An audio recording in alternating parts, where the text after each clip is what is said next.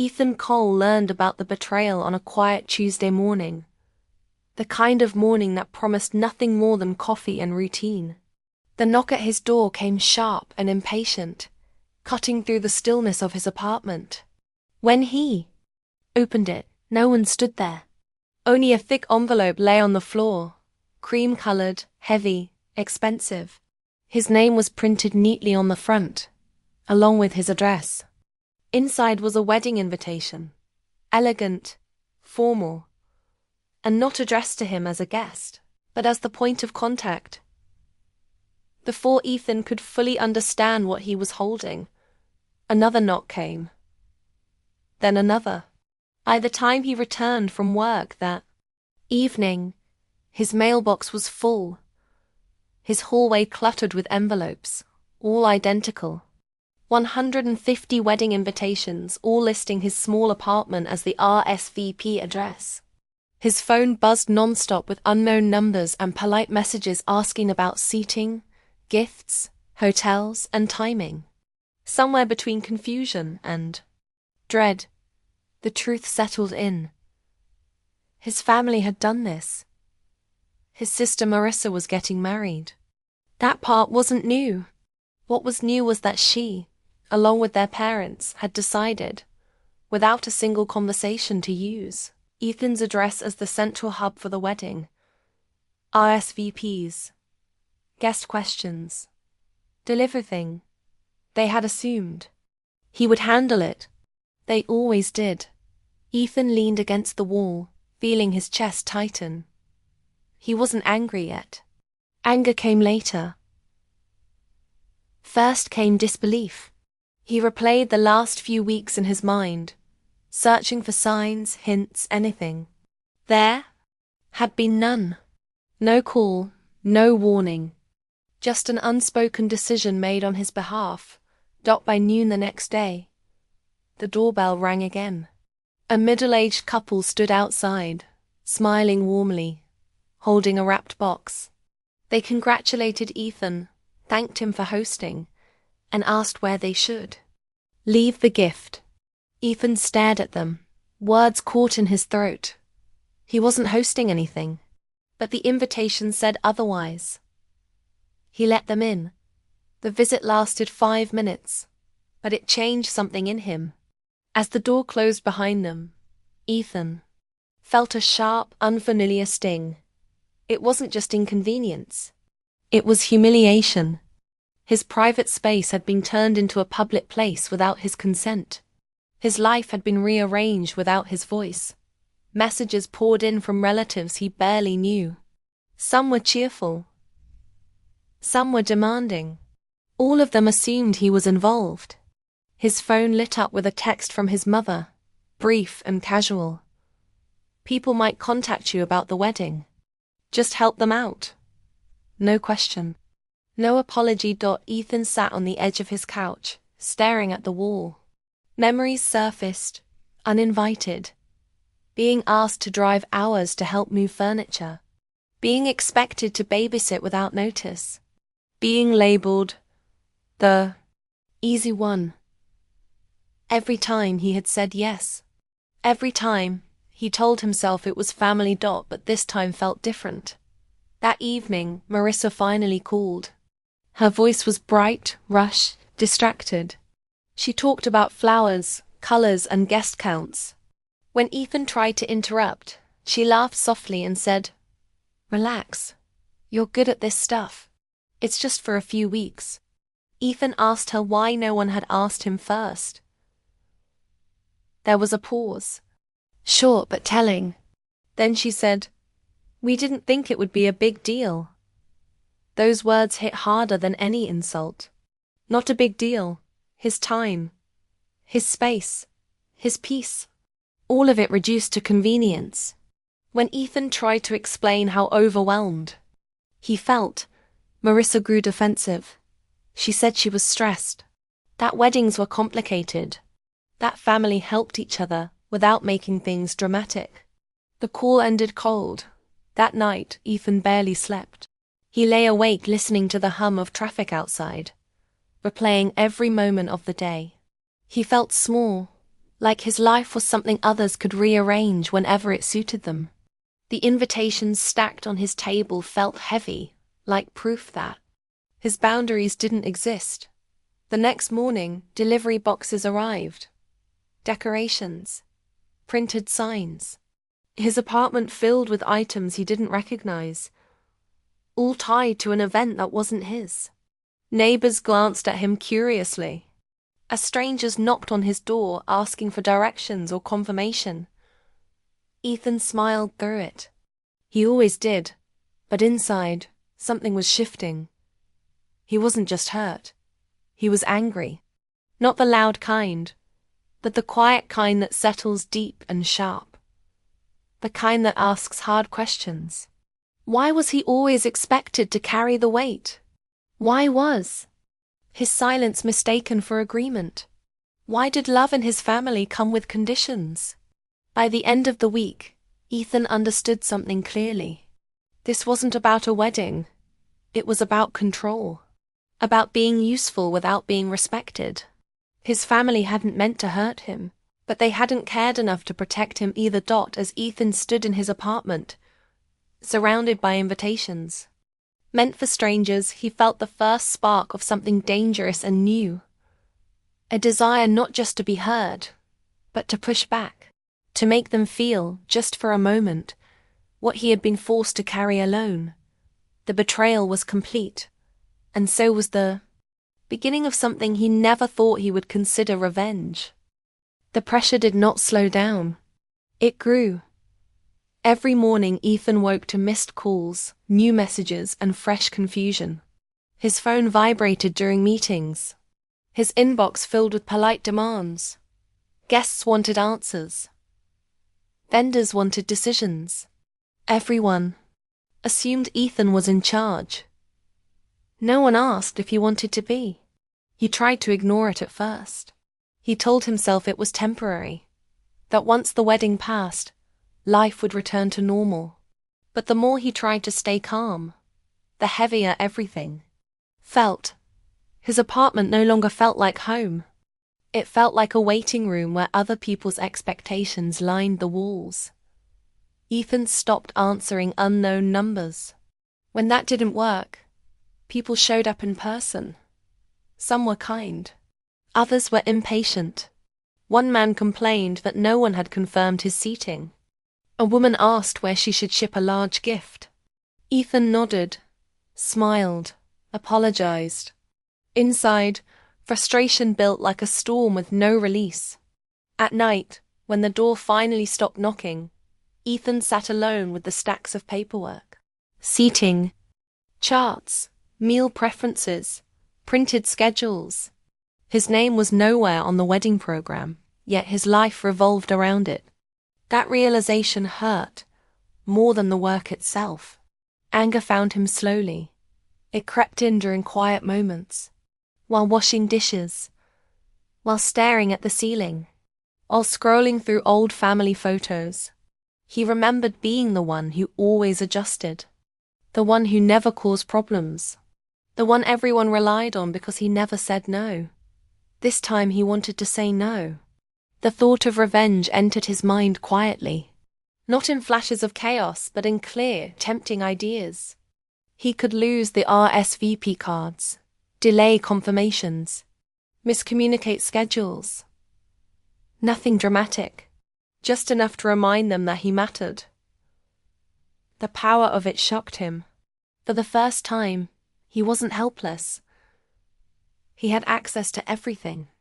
Ethan imagined Marissa's reaction, her confusion, her frustration. A part of him wanted her to feel the same panic he felt every day. He wanted his parents to realize that their simple favor had taken over his life. The desire scared him, but it also felt honest. Then guilt followed. Ethan wasn't cruel by nature. He understood how weddings consumed people. He knew Marissa was under pressure. In her mind, she wasn't taking advantage of him. She was leaning on him the way she always had. That thought softened his anger, but it didn't erase the pain. His phone buzzed again. A message from his father this time. Short, direct, asking why a guest hadn't received a response yet. No greeting, no concern, just expectation. Ethan stared at the screen, feeling something crack. He typed a reply, then erased it. Typed again. Erased again. Every version sounded either too harsh or too weak. He realized he didn't know how to speak up without sounding like the problem. Silence had been easier. Now silence felt like surrender. Marissa called that evening. Her voice was tight. She asked why people were complaining, why things felt disorganized. Ethan listened, jaw clenched. When he explained how overwhelmed he was, she sighed. She said she wished he would be more supportive. That hurt more than shouting would have. After the call, Ethan paced his apartment. Boxes blocked his path. Papers slid under his feet. His space had been invaded, just like his peace. He stopped. In front of the table where all the wedding documents sat neatly stacked. His hands hovered over them. This was where the choice lived.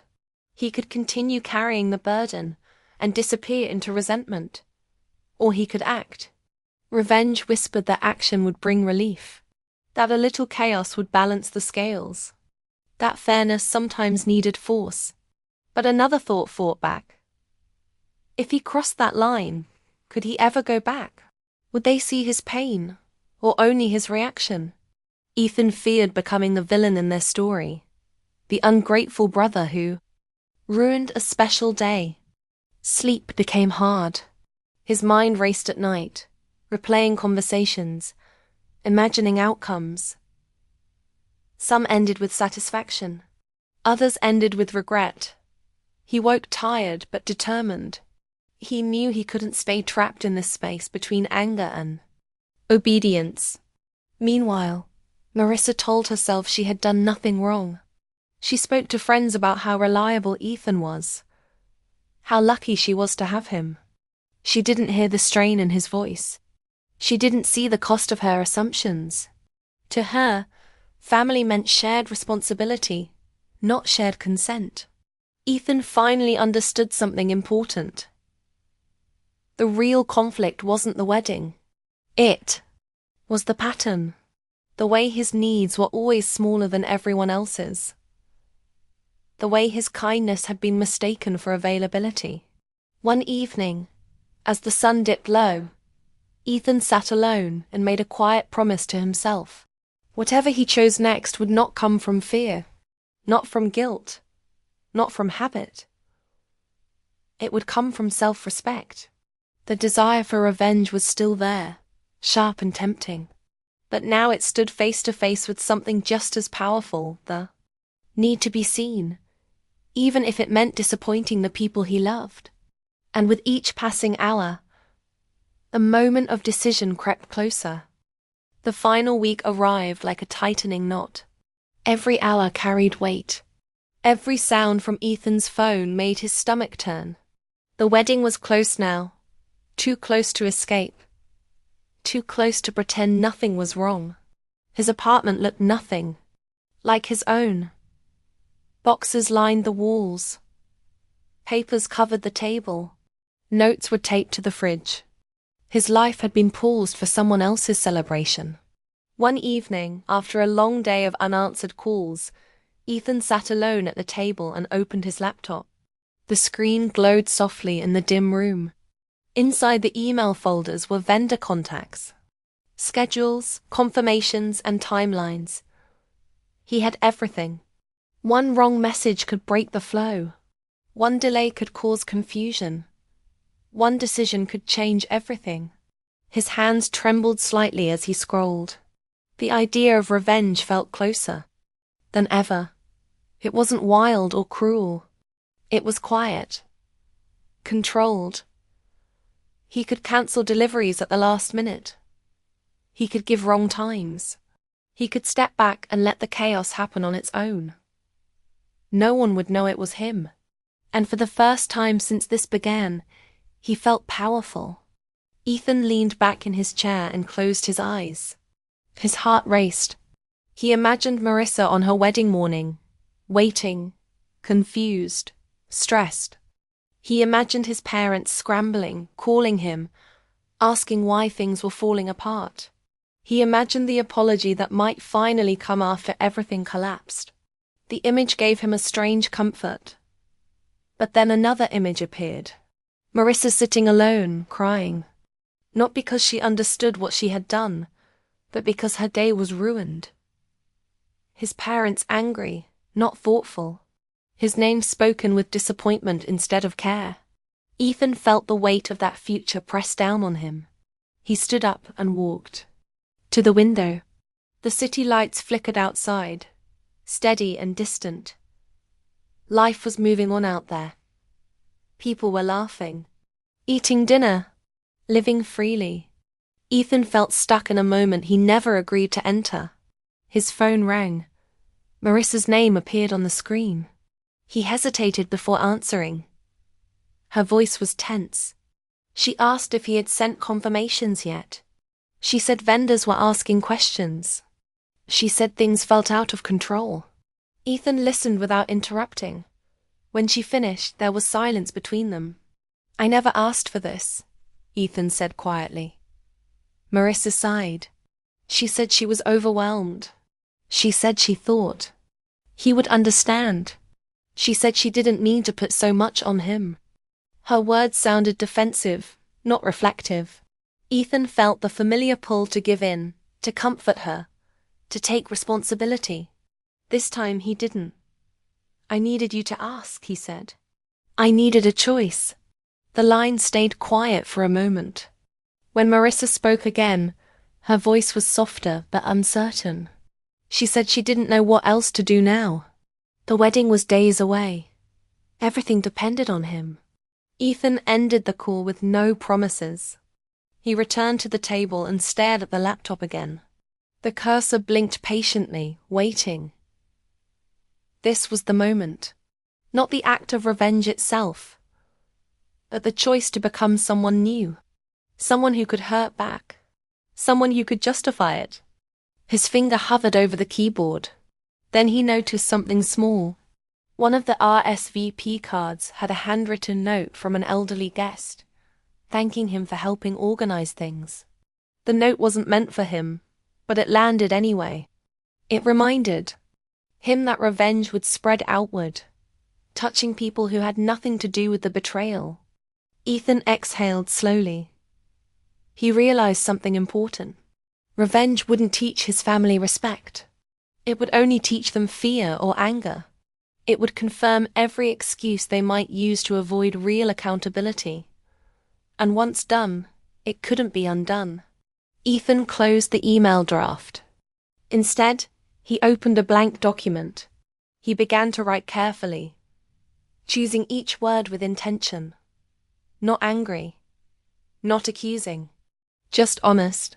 He explained that his address had been used without permission, that he could no longer manage wedding logistics, that any future questions should go directly to the bride and groom. It wasn't dramatic. It wasn't cruel. It was clear. As he read it over, his chest tightened not with rage, but with fear. Sending this meant stepping out of the role he had always played. It meant disappointing people. It meant losing the comfort of being needed. But it also meant freedom.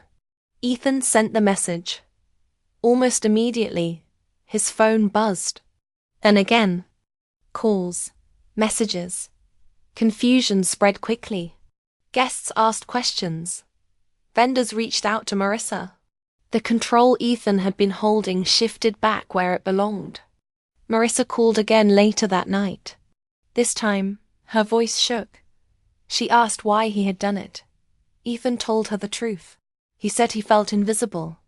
He said he felt used. He said he couldn't carry this anymore. There was no yelling, no apology, either. Just silence heavy with realization. When the call ended, Ethan sat alone in the quiet apartment. The boxes were still there. The mess remained. But something inside him had changed. The urge for revenge faded, replaced by a calm he hadn't felt in weeks. He hadn't burned everything down. He had stepped away from the fire. And as the night deepened, Ethan understood that this choice, this moment would define what came next. Not just for the wedding, but for every boundary he would draw from that day forward. The wedding day arrived without warning, even though Ethan had counted every hour leading up to it. Morning light spilled through his curtains, calm and ordinary, as if nothing important was happening. His phone stayed silent. No urgent calls. No frantic messages. The quiet felt strange, almost unreal. Ethan stayed in his apartment for a while, sitting on the edge of his bed, listening to the city wake up. For the first time in weeks, the space felt like his again. No knocking. No strangers. No expectations. Waiting behind the door, he took a slow breath and stood up. He did not attend the wedding. Instead, he stepped outside and walked. He passed cafes filled with laughter, couples holding hands, families rushing through their day. Life moved forward without him, and for once, that felt right. Each step eased a pressure he hadn't realized he was carrying. He wasn't hiding. He wasn't running. He was choosing himself. While the ceremony unfolded elsewhere, Ethan turned off his phone. He didn't want updates. He didn't want guilt to pull him back. He wanted space to think, to feel, to understand what he had done and why. By evening, curiosity crept in. He turned the phone back on. Messages appeared slowly. Some were confused. Some were sharp. Some were quiet. His parents asked why he hadn't come. An aunt said the event felt rushed. A cousin said the seating was a mess.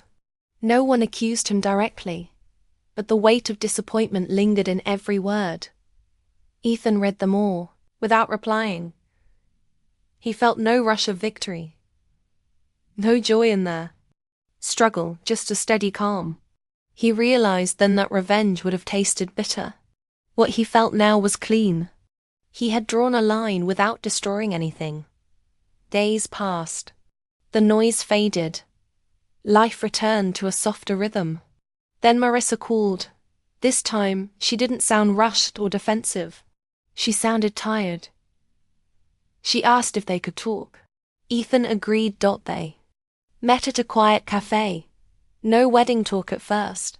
Just small words and long pauses. Marissa finally spoke. She said the wedding hadn't gone the way she dreamed. Not because of chaos, but because something felt missing. She admitted she hadn't understood how much she had asked of him. She said she assumed he would always be there. Ethan listened. He didn't interrupt. When she finished, he told her how it felt to be overlooked, how his silence had been mistaken for agreement, how being reliable had cost him his voice. Marissa didn't defend herself this time. She nodded. Her eyes dropped. She said she was sorry, not in a dramatic way, but in a quiet, honest one. Ethan believed her. That apology didn't fix everything. It didn't erase the past. But it opened a door. Their parents took longer to understand. They spoke of family duty and sacrifice. Ethan stayed calm. He told them he would help when asked, not assumed. He told them his life was not a shared resource. Some conversations ended awkwardly. Others ended unresolved. Ethan accepted that. He noticed something else too. The anger he had carried began to fade. Not because he forgave easily, but because he no longer needed to prove anything. Revenge had promised control, but boundaries had delivered peace. Weeks later, the invitations were gone. The boxes removed. The apartment was quiet again. Ethan rearranged his space, moved furniture, let light into corners that had felt dark. During those heavy days, each small change felt like reclaiming territory. Sometimes, he wondered what would have happened if he had chosen revenge. He imagined the damage, the lasting tension, the broken trust. That path no longer tempted him. He had learned that revenge rarely teaches lessons. It only spreads pain in new directions. What taught the lesson was restraint. Ethan didn't become closer to everyone. Some relationships cooled, others strengthened. He learned who listened when he spoke, and who preferred him silent. That knowledge hurt, but it was honest. On a quiet evening, Ethan sat by his window and reflected. He hadn't won anything dramatic. There was no applause, no final confrontation. Just a quiet shift in how he lived and how others treated him. And that was enough. The betrayal had changed him, but it hadn't hardened him. It had forced him to choose between revenge and self-respect. In choosing the second, he found something deeper than satisfaction. He found freedom. The story didn't end with celebration or regret. It ended with clarity. Ethan understood now that revenge is loud but short-lived, while boundaries are quiet and lasting. He didn't need to punish anyone to protect himself. And in that understanding, the weight finally lifted.